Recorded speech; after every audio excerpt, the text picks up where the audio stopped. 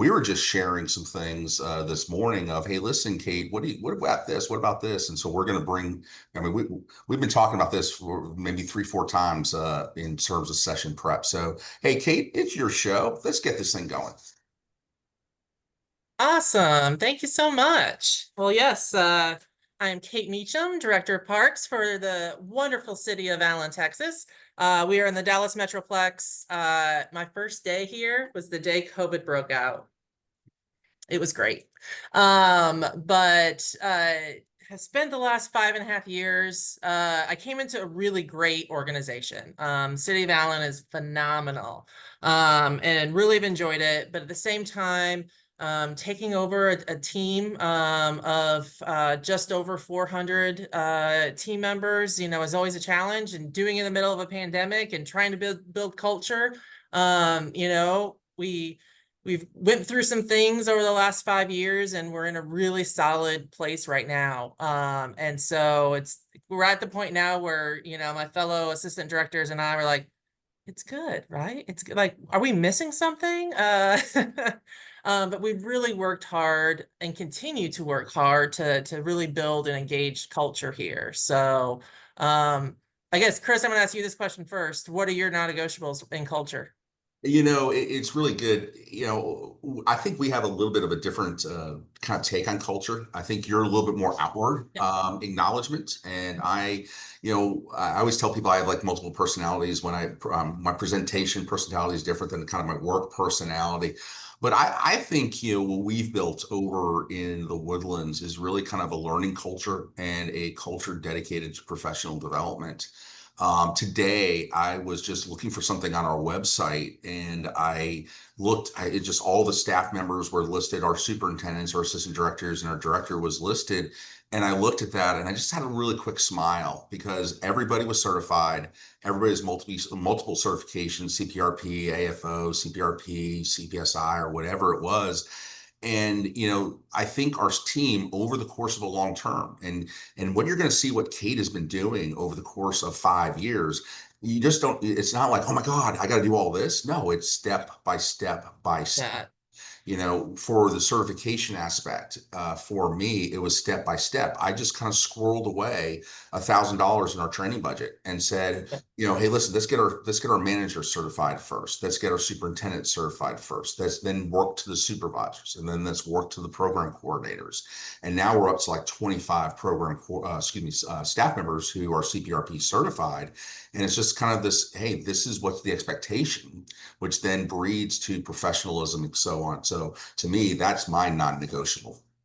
Yeah, and I would say, and you take it to that next level, because it's one thing to get certified, but it's on your website. Like when you go Yeah. down and you list the names, like you're making sure that you're bragging on your team and that you're showing your residents like we have a really great team. They're all certified, they're very knowledgeable, they're professional. Like, and that's kind of that next step is, yes, you got them certified, but then you're really promoting that side of things. Right. Um, Just to let you know, one of the things we used to do with the certifications, and John, our director, does today is anytime somebody gets a major certification, CPRP, CPRE, AFO, CPO, CPSI, we change their nameplate and we actually yeah. present it in front of the entire staff at our monthly all staff meetings. So there are 200, 300 people seeing that that's the expectation, that's the standard. And so it's getting reinforced as well. Well, you'll be happy to know, Chris, you did that for me 23 years ago, and I still do that for my team. Uh, so, uh, for me, I think I say it kind of tongue in cheek, but I really mean it, is don't mess with my people. Uh, so like I will go to bat for my people, and they know it. And that's personally and professionally. But I really, expect a lot of my team, but they know I have their back no matter what. But in turn, I expect them to be an engaged team member. Now, what that looks like looks different for every single person, but it's a non-negotiable for me for you to sit over there and not do your little part to be engaged. And if you're not going to be engaged, then you're not the right culture fit for this organization. And I know Chris, between you and I, we've probably read 5,000 different leadership philosophical books of some kind. And I always go back to these two. I don't, do you have one or two you go back to? I'm a generation older. So I really go back to kind of the managed by walking around books and Yep. those types of things, which basically says, you got to walk the talk, you got to walk the walk, walk the talk type of thing. That I just made mention to one of my staff members. I kind of got away from our Thanksgiving lunch to do this, and she was talking about something, and I said, "Deeds, not words." Deeds, not words. So that's Yeah. got to be part of That's, ethos of how I carry myself as a leader to establish the culture that I'm not just going to say stuff, I'm going to do stuff, and then yep. you're going to see it. So we can talk a big game, but are you be able to deliver that in terms of culture, in terms of the experience you're trying to provide the residents, and trying to Yeah. equity in your programs and services? You've got to be able to back that up, not just talk it. Yeah, I actually, every supervisor or manager who joins our organization, I do a handwritten note inside of the Q12 book, and they get a copy of it on day one. And then we encourage them, we don't require it on the strengths, but we encourage it. And actually, if you go outside of my door, we on our administrative offices and a lot of our facilities actually have our strengths posted on our doors. So we really try to embody that. But it's great that philosophical, but like, what does it look like? What are the tangibles? For me, that philosophy of I have your back, it's the little things that we do. This is not meant to be able to read all the names and titles, but this is our organizational chart. And I'm the bottom because I catch everything that flows downward. And so those are the little things that we try to do within our organization, is showing people like, no, like we really mean that we have your back. My non-negotiable of you will be an engaged team member. One of the Q12, the questions out of that book, 12, is I know what is expected of me at work. And there's some like way out numbers there about like 11% of supervisors and their employees will actually match up if you ask the employee what's expected versus the supervisor what's expected. It doesn't match. And so my team actually developed this top five. So what you see on the screen right now, JFRC, that's one Joe Farmer Recreation Center. So this is just one snippet. But if you look on the left, it's director. They developed what my top five priorities are. So this doesn't get anybody out of anything. This is when there's 1,000 things sitting on your desk. What do you expect me as a director to pick out to do first? It's not what you do the most amount of time. It's how you prioritize. And you can see being an engaged team member is number 2. So each facility, each working group has this chart, and it goes all the way. You can see the recreation assistant. It talks about being engaged, assist a dedicated team, support an involved team. So these are the little things that we do to actually live out and show tangibly, what our philosophy is. And what I want to comment on here is when I saw this, it was like, okay, we are changing from a task-oriented Yeah. aspect to a behavioral aspect. Yes. That too often we focus just on the job description and say, okay, they're supposed to do X, Y, Z. This is behavior oriented. And that's one of the things when you talk about just the foundations of the culture. I have the conversations when we're bringing people in, and staff come to me and say, hey, I got between candidate X and candidate Y. And I'm like, I don't care about the skills. What is their attitude? Do they want to be here? Do they understand the role of Parks and Recreation in a community? Because as we all know, the hours are long, and you've got to have that attitude first. We could teach anybody the Parks and Recreation Yeah. aspect, okay? But it's got to be the attitude and the behavioral aspects that you're really crafting the culture around. And this backs up our empowerment, side of things. If Mm. we want to empower you to make decisions, here, this is what we expect. Does it fall into these 5 categories? This is how you choose. But we're not tasking you with things. We're to your point on the behavioral side of things, which is great. So that's the philosophy side of things. If you don't have a philosophy, maybe take a couple minutes to really spend some time, because I think anything you do to build a culture is like you've got to have a non-negotiable. What is it that you are going to bat for? Because everything else we're about ready to talk about goes back to what we just said on the philosophical side of things. And a lot of it actually starts before I even hire anybody. And so we talk a lot about creating a culture somebody seeks out. Are you an organization when they talk about you in the area, if you have the pool of applicants looking for a very niche job in Parks and Recreation, do they think about your agency? And I can say that yes, they do think of Alan. I have a lot of people come up to me and talk about our culture, and I laugh at this bottom right one. Any of my Texas folks, they're annoyed by me every conference. So we on a whim. One one of our team members was getting an award, and she does not like fanfare, but we got the noisemakers from like the dollar store. And so when she won, our whole section just started going. It became a thing, and we're known for this now. It's kind of funny. Like at every award ceremony and stuff, we just start going crazy and like, oh, there's Alan. Uh, but again, we're building that culture that people identify us by going to different events and even LinkedIn. I made a conscious kind of shift in my LinkedIn presence here in these last few years.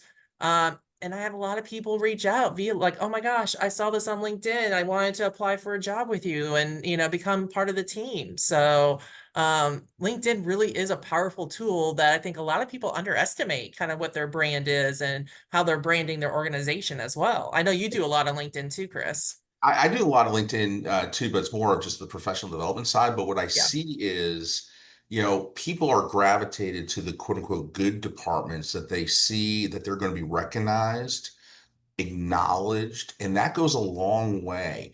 And the studies will show that 50% of the people will leave because of pay, but the other 50% of the people theoretically will stay because of the culture. So we don't always have the ability to say, oh, we're going to pay somebody, $5 more an hour, $2 more an hour, 50 cents more an exactly. hour. But what we Yes. do control is our attitudes about our staff, our celebrations about our staff, our championing, as Kate is saying, championing the staff. That goes a long way when you're giving the Does. attaboys. Just this yesterday morning, we had our little Veterans Day thing on Tuesday and Wednesday morning. I just sent a private note to our special events manager. It says, "Hey, listen, great Veterans Day, well executed. Can't wait for this weekend, which is our kickoff for our winter festival." Just Nice. those small little notes as leaders within your Yes. respective agencies go a long way to craft. So you can do big things, but you can also do small things, as Oh, yes. And I would say yeah, the small things go way yeah. further with more people. Yes, recruiting people, you want to get them in the door, but then what's your strategy? Like day one, we we start the culture talk with them. They are welcomed. You see on the left there, PARD 101. They go through, they say, I'm very fortunate. I converted one of my positions when I first got here into a training and volunteer coordinator position. And so we have somebody dedicated. I'm very, very, very fortunate for this. I recognize it, who helps with our training component. And so day one, Kayla, our training coordinator, sits down with any of our new full-time staff members and goes through, gives explanation to things, gives a little swag. You'll see in the middle, the welcome to the team handwritten card. So a lot of our lifeguards and part-time staff, they don't have access to email or they just don't check it ever. And so I actually do like a handwritten card and we put it in with a little goodie bag and that gets delivered to them during that first week. But I'll send a personal email, just like you were just talking about, to every full-time employee on their first day, and try to give swag, that kind of thing. And one thing we learned, I think we all struggle with lifeguard retention and that seasonal staff who turn over, come back, leave, come back, leave, come back. And so you see in that bottom area, those little keychains was a little something we started figuring out different little things to give to those seasonal staff as they leave and come back because they don't want the same, spiel every time. Like, oh, they're a returning seasonal team member. They don't need to go through X, Y, and Z, but they still need to be recognized. We need them to come back again. Uh, so we really do a strategy around those seasonal staff as well. Well, one of the things too that we talk about a lot is how do we make sure that we are and we're getting close to Thanksgiving. And I like Thanksgiving because there's no, religious Yep. overtones or anything like that. We start getting into the holidays, especially in December, but sending them a note for them to remember, quote unquote, the good experiences Yep. that they had, the summer that they had, and try to be kind of the first shot across the can to say, hey, listen, do you know what you're doing next summer? I remember I was talking to this about this in like Connecticut somewhere, and they said they tried it and they got 20, 30 more applications. You got to realize for Kate and I, 20, 30 applications is not much, but when you have only 15 guards, at the waterfront, 20 applications is Huge. monumental. But you're really crafting that experience for the staff. So we typically think about experiences for our residents and our consumers and our customers. Think about the experiences for the staff as well too, as part of that building that culture. Yeah. Oh, absolutely. And then they're in the door, you give them all this great swag, and then go figure out your job. Uh, yeah. I mean, a lot of times that happens with, a lot of our positions. And so, we do that part 101, within that first week. We try to hit the first couple days, depending on who they are. We all know Parks and Recreation, city government, we love our acronyms. And so we're spitting off acronyms left and right. And you want to make somebody feel isolated real quick is them not knowing all the acronyms.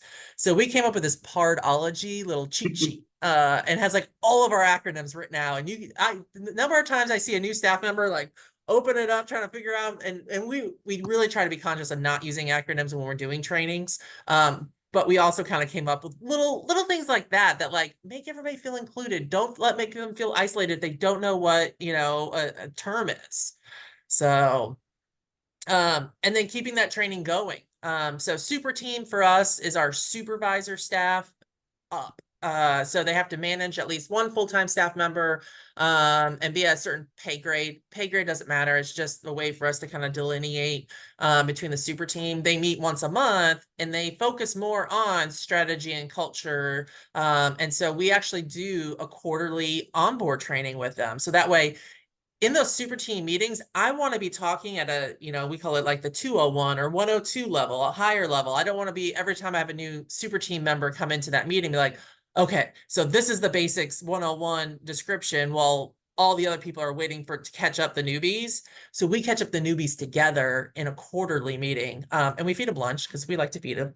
And then PLT for us is our parks leadership team. So these are our division managers. And so, I mean, you can see this week one. I sit down and talk politics with them and be like, this is your political atmosphere you're in. This is your expectations on the politics level. Our playbook you see there, that's our strategic plan.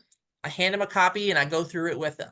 And we do a 4-week onboarding process for those division managers. So And what I want to make a comment here with you is, we have, I have a couple other divisions besides Parks and Recreation. We're doing a reorganization. We're kind of changing the culture, trying to change the culture of this group. And this is exactly what we're doing is saying to ourselves, okay, we have this quote unquote leadership team, but we also have quote unquote a super team. We call it the group of 10. Okay. And then we have kind of the rank and file groups. And each one of those gets different levels of information because what we were realizing was that frontline information wasn't getting down to the folks. And so while yep. we talk to the assistant directors and say, hey, listen, it's important for you to get this, that's just another task on it. So we as leaders, as directors, and it doesn't have to be just director, you're the leader of your own little micro organization within Parks and Recreation. How are you making sure step by step getting the information out and making them part of this new thing called this Parks and Recreation Department? Yes. And I think the first, however many months, 6 weeks, 8 weeks, all new staff members, they're drinking from a fire hose. They're just trying to figure out who's what, when, how, all the things. And so it's great. We're giving them this information. We try to, have tangible things that they can take away that they can reference later. But we want to give them a minute. And then we do what we call the PARD 102. You see here the travel guide. We used to do this in a conference room. We'd feed them lunch. We keep them there for 3 hours, just talking at them. And one day I just sat there. I'm like, I'm done. I'm not, this is crazy. like we're taking the show on the road.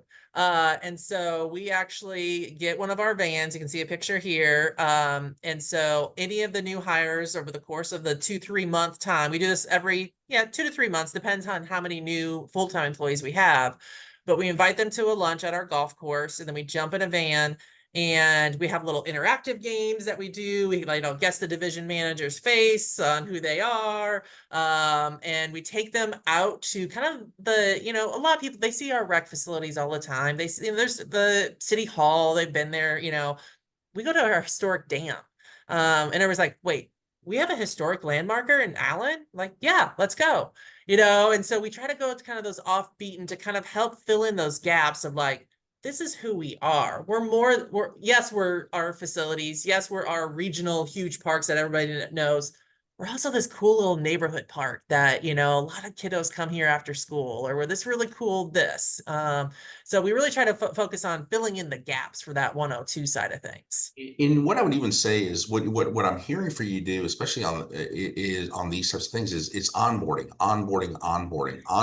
to Yes. the organization, onboarding to the culture. And so too many of us, even if we do have an onboarding, it's meet this person, meet this person, meet Yeah. this person. Checklist, So, yeah, checklist, checklist. Yep. checklist. And so how do we integrate our onboarding with the cultural aspects of the organization? So not just tasks, the behaviors of the organization. Yep. Yep. Absolutely. Um, and I think a lot of that side of things goes to those simple acts, like we said at the beginning, we're throwing a lot of stuff at a lot of people right now, and it didn't all just happen day one. It is a constant evolution of, reading the team, understanding what they gravitate to, what they don't gravitate to. And the little things really pops up over and over again. So one of the things we do from the orientation side is we ask them like, how do you like to be recognized? I joke, I have these two managers. They both report directly to me because they're both strategic divisions. One's a wooer from the Strength Finders. She wants me to scream her name from the rooftop and brag on her, and she sit there and wave, and she's all good. My budget guy would crawl under a desk if I mentioned his name in a positive way in front of more than one person. And so that's part of it too. It's, we talk about speaking Spanish as kind of the phrase I use. It's like, well, how do you know, why do you have such a good relationship with that person? I learned how to speak Spanish, meaning I learned to speak their language. I adjust. Expectations are the same, the outcome's the same, but how my business budget guy gets there versus how my strategic projects person gets there is two completely different ways. I don't care how you get there, just get there. And so we ask them, how do you like to be recognized? And then the favorite thing sheet, it's, when they do something great, like I'll go buy a little Starbucks and put it on their desk, or like go get a little handwritten note and set it over there, whatever it may be. Um, but I have to say, if there's one thing, and this has come up probably 6 times this week alone, I literally have my stack of cards right here for this next month, but handwritten birthday cards and anniversary cards. It comes up over and over again. They love them. You see the stack in the picture here. That's 1 month's worth of cards that I hand write out. And it's a pain, but people love it. I go to our golf course to the grill. It's hanging above the grill for our sous chef. I go to our service center. A chem tech has it posted in his cubby. I mean, it really makes a difference. I mean, what are those little things, Chris, that you've seen? For us, it's birthday cards for sure, and the anniversary To cards. me, nobody can even read my handwriting, and I can't even read my handwriting, so I'm not able to go down that road.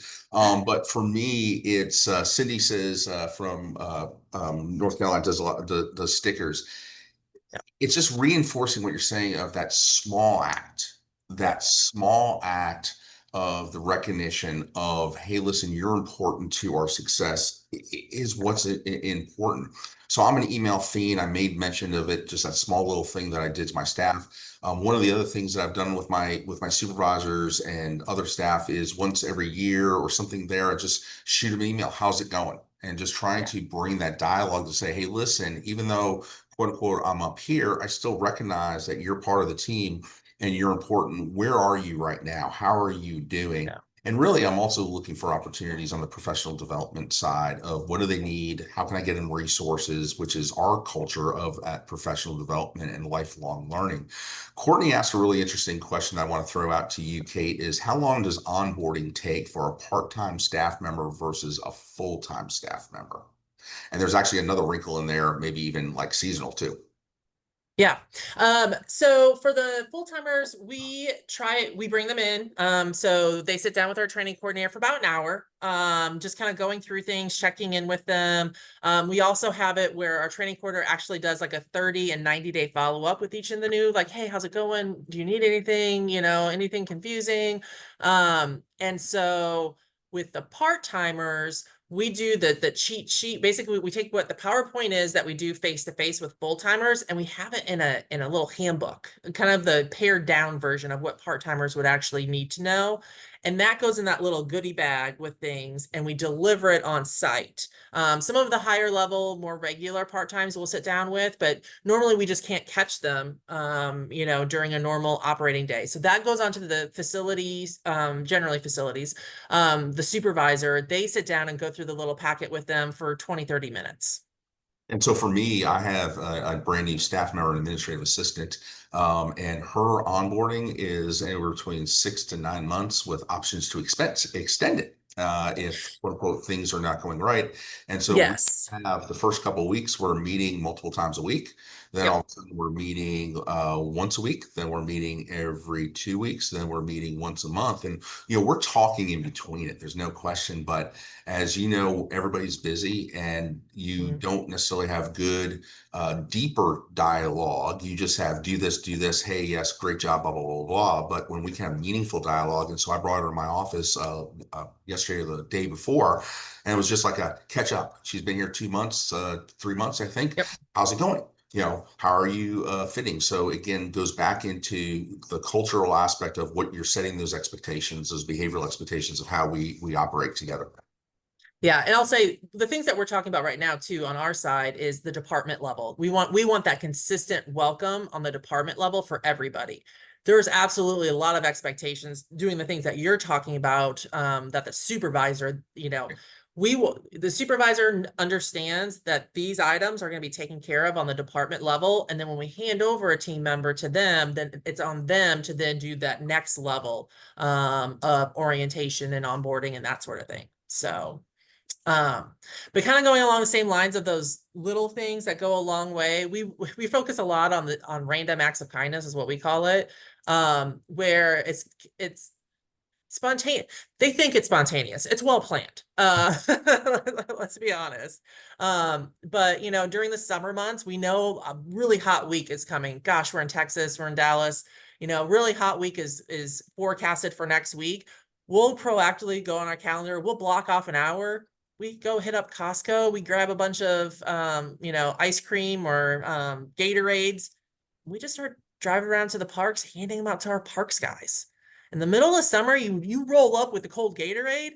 You want to make a guy happy. That'll do it.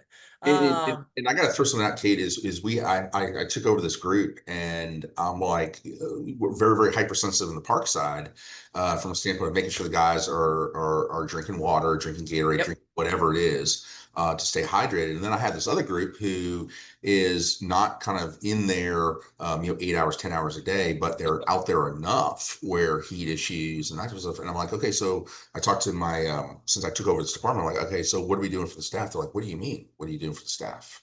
Well, they bring their water bottles. I'm like, so you're saying there's no money in the budget for quote unquote Gatorade?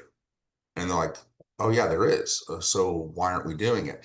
I can't tell you how many people, when we started stocking the refrigerator and they can go it and they've, got to be, they just can't be taking 6 packs out, type of thing, Yeah. who came to me and says, I heard you were the one who put Gatorade in the refrigerator. I said, yeah, literally people were coming up to me, just like thanking me, thanking me on just a small task Yeah. from that standpoint.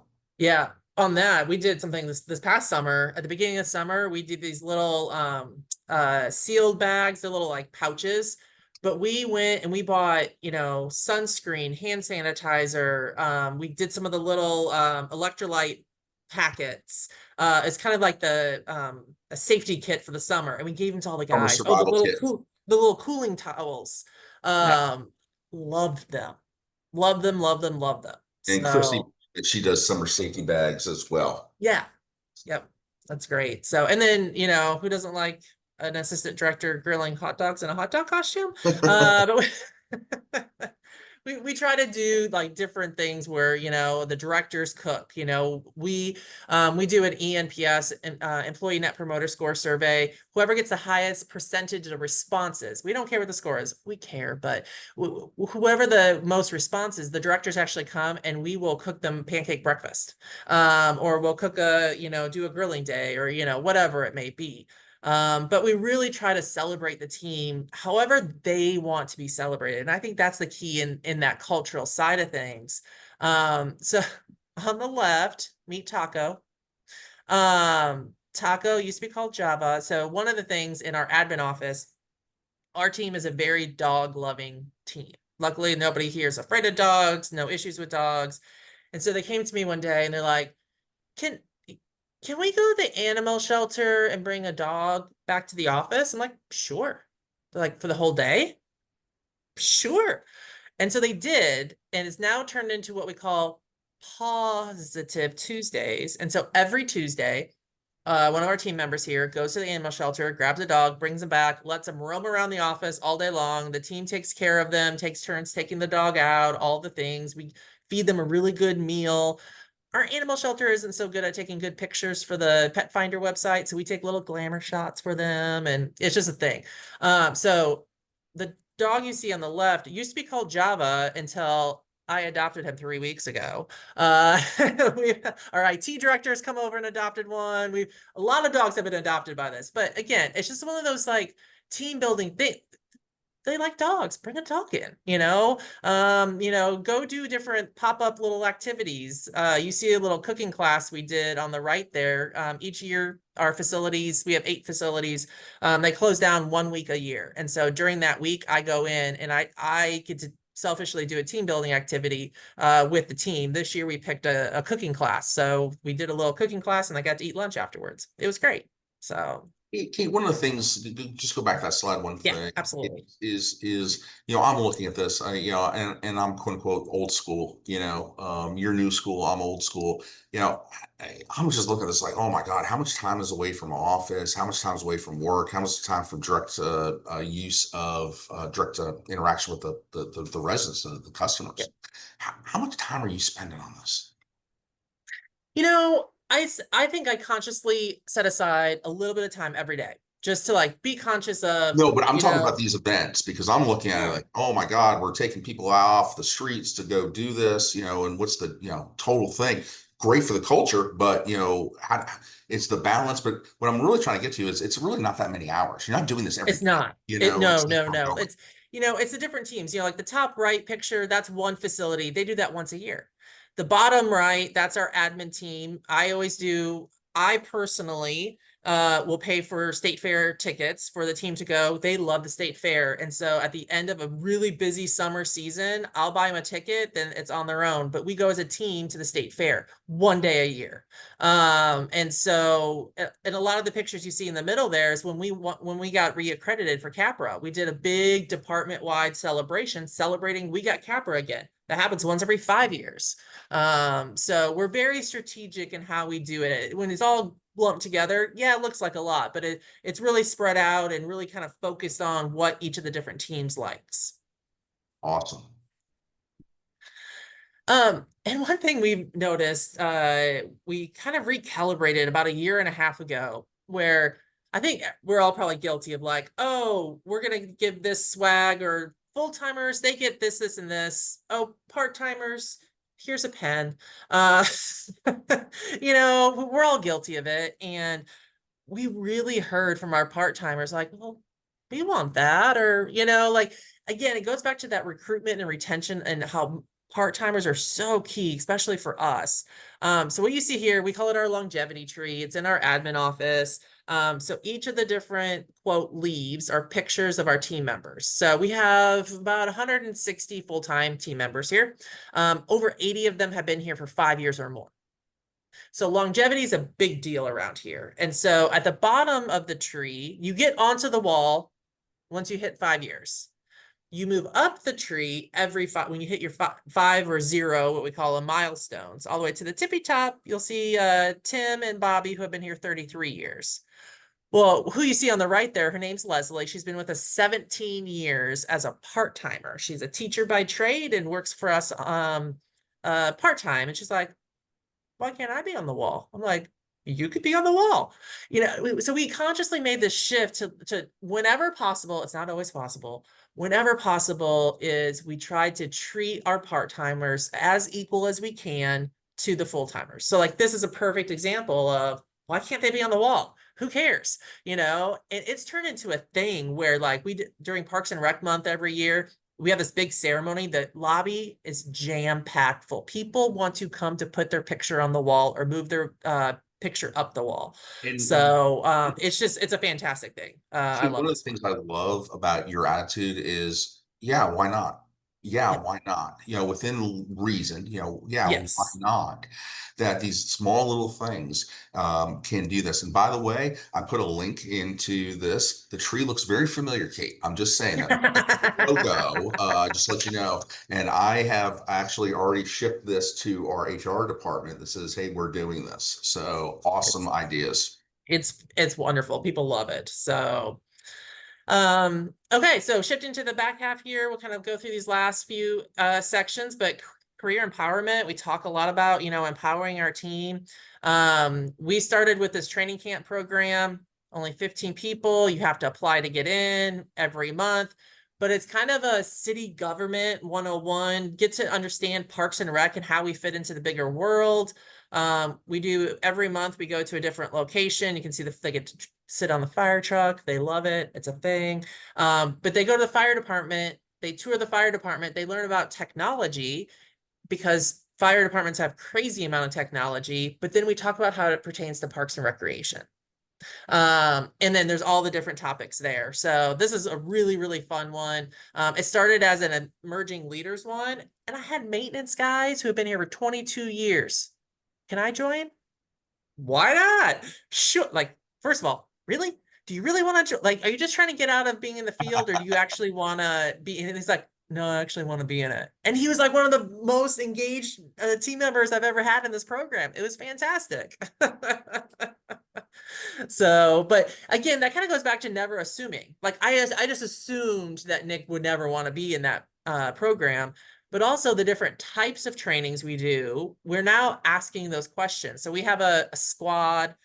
Squads for us is we're trying to empower all the levels. I have an innovation squad. So it's team members across all the different areas come together and we really try to push innovation.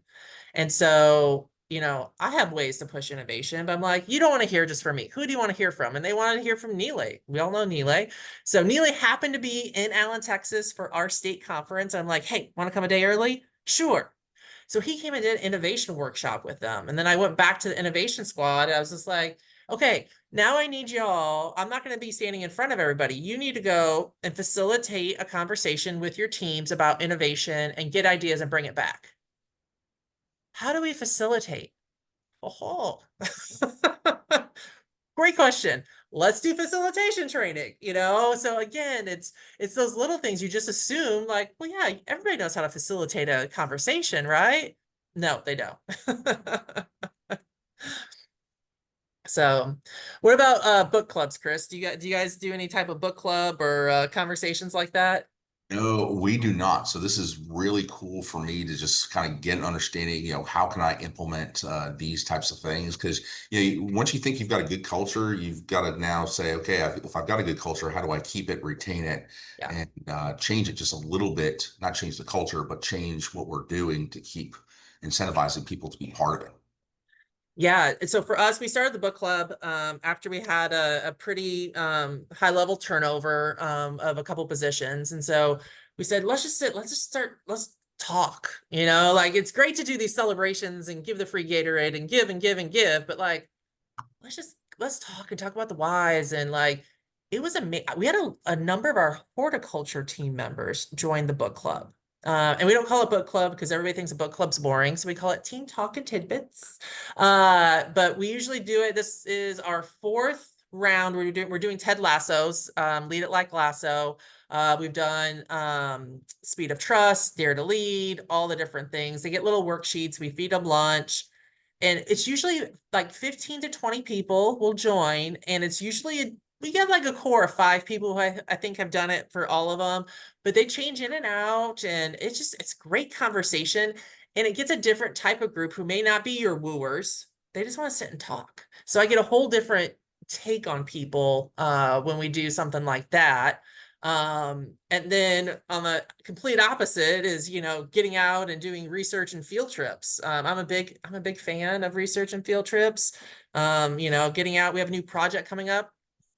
We do a lot of things really well here, but let's go see how everybody else does it. And so we really try to focus on this whenever we can to go and, see how the best of the best is really, And, doing and, things. and what I would say is don't be fearful of asking, can I go visit your shop? Yeah. Please don't.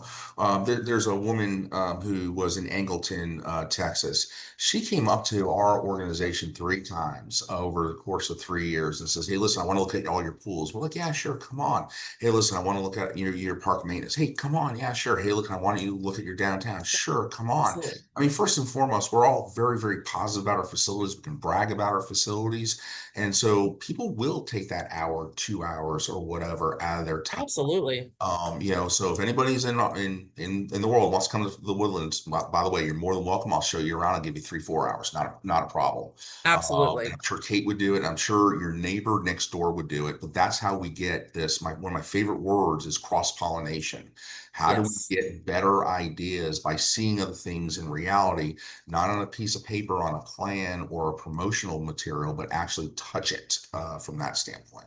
Yeah. Oh, absolutely. And that goes back to the networking component. It's, whenever we can get a chance, and networking again, whenever the part-timers, you can see the lifeguards there. We do guard games here. And so we encourage our lifeguards to go and participate because they build a network. We do a fun, the bottom right there here in the DFW area, we do a fun 6-pack event where it's all of the different cities against each other one day every year doing 6 different events. And so you can see how we compete. And then on the top left, that's our maintenance rodeo So that we do. basically, you're So, taking your summer camp games against other cities yeah, for the state 100%. Yes. color And it's force for great you guys. networking. Yeah. So, okay. So I know we're down to the last about 10 minutes here. So just wrapping up with availability and engagement, communication, communication, communication. That's the key. We did a survey. We thought everybody wanted videos. Again, don't assume they wanted a hard, tangible newsletter. Cool. Let's do it. We even just did a survey again after we do about once a year to see the communication frequency from who, content, all of that. Everybody confirmed newsletter, number one. Yes, we do fun videos, but also we use Teams a lot, and we use Teams. We have a general Teams channel, but you can see like happy first day of school. That's a picture of my kid on the first day of school. Like, let's see your pictures. The amount of people who wanted to share pictures of their kid on the first day of school, it was fantastic. So we just try all the different types of really trying to communicate out because we know that that's the way that people really, Go back to that is, yeah, when we were in COVID, and yes, this was yeah, COVID, but it still even goes today. I said, okay, as a director, how am I going to keep this group together? Because, once we get into our work from home and, Kate, you have 8 facilities. I've got a half a dozen facilities. We're spread out. How do we ensure that we're talking to each other? And yes. so I just literally, my dog was sleeping on the bed. I was in, the guest bedroom, typing away. And I just took a picture of my dog and put it on the Teams chat, right? And I said, who's in your office with you, right? And all of a sudden we got everybody's dog. And then all of a sudden, I'm like, okay, what am I going to do next? And I don't know how something came up where it was my prom picture, right? And I said, Oh, funny. show us your worst prom picture, and it was flooded. And we did that for a few weeks, and then it's also kind of been grinding my head of how do we, how sometimes have fun because we're so serious, so many We times. Yeah, every year we do a senior pictures one. So around graduation time, we have Yep. everybody submit their senior pictures and we Yep. do like a little slideshow. Oh, it's great. You're like, guess who this is? It's fantastic. And then just one, this is a very selfish thing. This is my super team. You can see here the supervisors. I told them this is very selfish, but I want FaceTime with you. And so I do what I call coffee talk. And so for the super team members, I group them. You can see on the right, there's 5. That's kind of a bigger group. Usually it's 3 or 4 super team members. Once a month, I grab, and these individuals don't work in the same facilities. So I grab 3 or 4 of the super team members and I take them to Starbucks. On the left, that's a leadership team member, one of my PLT, who doesn't report directly to me. She reports to an assistant director. Once a month, I grab one who doesn't report to me, so I don't have regular catch-up meetings with them, and we go have coffee. It's we talk about work. I get educated during my coffee talks. Believe me, they are not afraid to tell me what's on their mind. And so it's a chance for them to tell me what's on their mind. But it's just like, hey, how's your kid? How's life going? And just really get to know them on that personal level as much as they want to, kind of thing. But it's great to build that relationship so that way when things go south, we already have that relationship, and it's a lot easier conversation in the tough times when I've built that relationship in the good times. That's a great point. So, and then we have people who are hermits. Yeah, everybody's thinking of somebody right now. As soon as I said the word hermit, I know you are. We have people who they're not social, and that's okay. And again, we meet people where they're at. So we're very conscious of doing, we call them desktop engagement. And so like our assistant director just had a baby. So, welcome to the world, Fiona. But we had a game on guess the date of, baby's arrival. We do March Madness, we do fantasy football. We do the people we get to do these are completely different people compared to what we have in our engagement, face-to-face team building things. Of all the things we throw out, I always, some people will say like, there's a lot out there. And I'm like, there is. Is there 30% that you would do? They're like, oh yeah. I'm like, that's all I want. If I'm throwing out 100% of all of these activities and things and ways to engage and do things, if one teammate member chooses 30% of what I throw out, I consider that to be a win. And that desktop engagement is really one of them. But to kind of wrap things up, I definitely want to hit home on this one, is the no-win and how to pause one. I don't know about you, Chris. Have you ever gone through a really rough patch at work? Like, A lot of it is what I call when we have major storms down here, it's the hangover effect, yeah, where you guys are all in on getting the community back together. And it sometimes yes. for us with hurricanes, it'll take 6 months. And then there's Hmm. just a lull, like everybody's just like walking dead. And so Yep. how do as a leader of your organization, figure out how to kind of jumpstart them again to kind of quote unquote get back to normalcy? Yeah. Because quote unquote, everybody's experienced a hangover and it ain't fun. And so Yep. how do we do that? And so one of the things that we do is strategically say to ourselves, okay, well, how do we do some of the events that you're talking about? We do a lot of cookouts. We literally have a umpteen-dollar smoker in our park shop now. And so the Yep. guys get around, I smoke love it. briskets, ribs, whatever it is. And it's just kind of this little experience that, hey, we're back to normal when they see that smoker come out. Yeah. So, these 3 pictures were all taken around about the same time. On the left, you can see my senior center team. They wanted to go paint. And they painted a lot different way than what you see on the right in a rage room painting A situation. rage room, awesome. It was fantastic. But they had gone through a major issue in their facility, and we needed to hit pause. It's like, okay, guys, like, whoa, let's take this team, let's get them out of the facility. We had people from other facilities come and operate their building because we had to get them out of there. We had to hit reset. We had to have a very emotional conversation. And the way they dealt with it was go into rage room. The girl on the left in the middle picture, her name's Colby. She's this tiny little, very, very like straight laced, doesn't say boo. Oh, if I go in a dark alley, Colby's coming with me. She was incredible in that rage room. And so we always trying to define success. We do employee net promoter score. This is a picture of us cooking the breakfast. I would highly recommend anybody to really look at this. We do it twice a year. I say I do it twice a year. I do it in February when it's normal-ish in February versus July, hair on fire, and comparing how people are responding works really well for us. But we really focus on, to your point, how the front things weren't filtering down. It's great for me to be talking about all these things, but we actually do different retreats for our leadership team and our super team so they can understand it, so they can help filter it down, because we want to make sure that everybody is getting this. So lastly, we have our squads I mentioned earlier. These are the different squad empowerments. We had a girl from one of our rec centers. She tested all the electric equipment that we wanted to do for the innovation squad. She's not part of maintenance. She has no idea about electric equipment. She did a phenomenal job because we gave her an opportunity to do it. So, but I'll end on this one.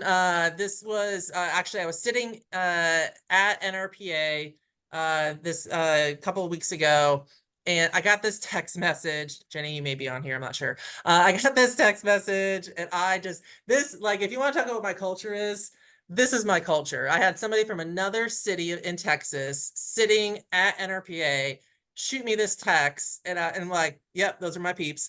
Like that's the culture that we have created here, is that they are so proud to be from Allen.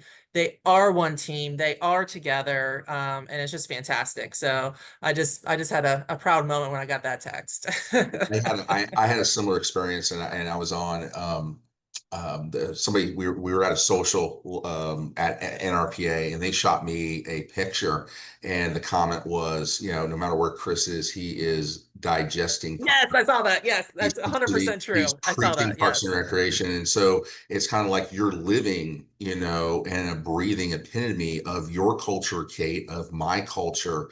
And it's these step by steps of process that you start small and you continue to build, and you see It the is. aggregate That's key. effect of what you've done when you Yes. turn back and you see these types of pictures and texts and all that type of stuff there. Well, and you were talking about like the time consuming side of things. I thought about this the other day. So when I started, I personally would go to all of our super team Right. team members. I would decorate like with balloons and string. I'm sitting there blowing up balloons for their birthday and for the 5 and 10-year anniversary things. I would go and do that.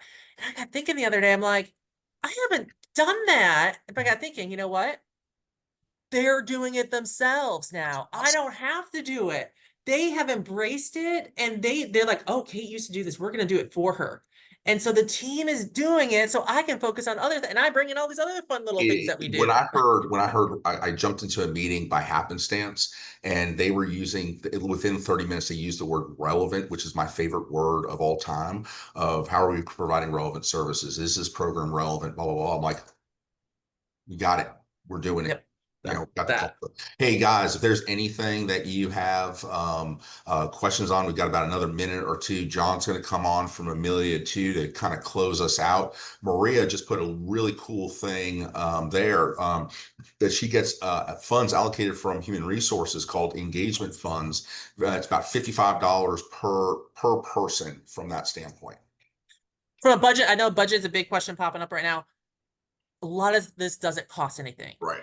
Buying some birthday cards in bulk that you have for the whole year that you chip away, going and getting little Dollar Tree, What's a little like bit more stuff from S&S, Arts and Crafts, or Trader? That's that. what I'm talking Yeah, about. our summer camp buys a couple extra things now and then. Maria just hit it right. Dollar Tree is Yes. your friend. Yes, Amen Maria, to that, yes. right? Oh, this was great. That brings us to the top of the hour. I really loved these examples that were shared by Kate, and also a lot of good ideas in the chat. So thanks again for choosing to spend your time with us. I had some really good takeaways. I really hope someone will send me a positive potato one day. But I hope you got some good takeaways as well that you can use today. And thank you very much. And I hope to see you at the next one. Thanks, everybody. Thanks, y'all.